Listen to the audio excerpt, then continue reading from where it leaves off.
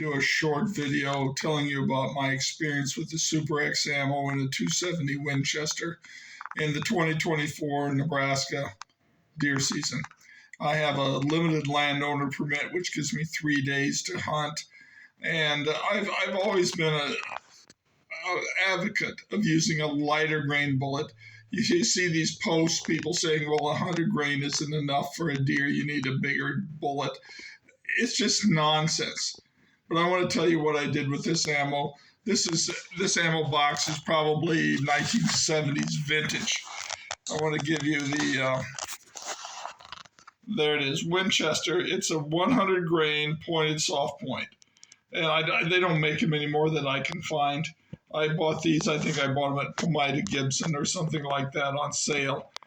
And I've shot 110 hollow points, 100 grain soft points, and they really do so well on deer in a 270 Winchester cartridge.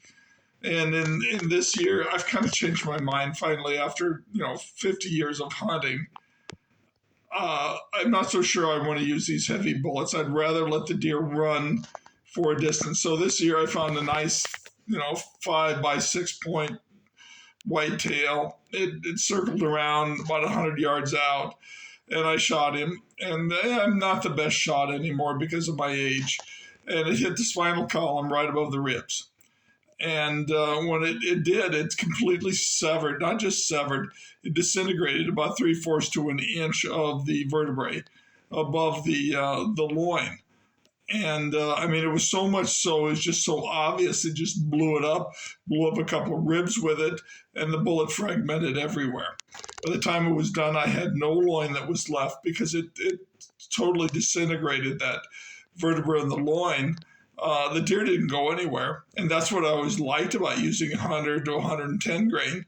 I think if I'd been, 2 inches, 3 inches lower and just hit a double lung shot, I would have been okay. But it destroyed, probably 10 pounds of meat. It even went into the front shoulder.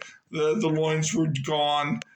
It's in the deer, when I shot it, it's a nice big mature buck, field dressed 160 pounds. It just fell over. It went feet straight up. Didn't make a move. I didn't hit a vital organ. It only hit that spinal column right above the rib cage, and it just shattered, destroyed, just pulverized it. There was nothing left. There was a space of almost 1 full inch there. I'm not sure I want to do this again. I think I'm going to move to 130 grain, which is what I used to shoot 40 years ago, or even 150 grain. So what if the deer runs 100 yards? I almost always find them. There's usually a good blood trail. I think this destroys too much meat, and I don't want to do it again. I know Winchester, I can't find that they make these anymore. I think they quit making them. There's some anecdotal references on the internet that it screwed up too much meat because of this. The advantage is it killed the deer, and it killed it immediately. It just fell down, even though it wasn't a great shot placement. It was too high, but when it hit that spinal column, it must have been the shock value of going through it. Some bolt fragments did exit, but I found multiple fragments within probably half the bullet weight was still within the deer. That's my take on these 100 grain pointed soft points, or pointed soft point in anything. This was a 270 Winchester shot out of a Ruger M77. That gun dates the 1970s.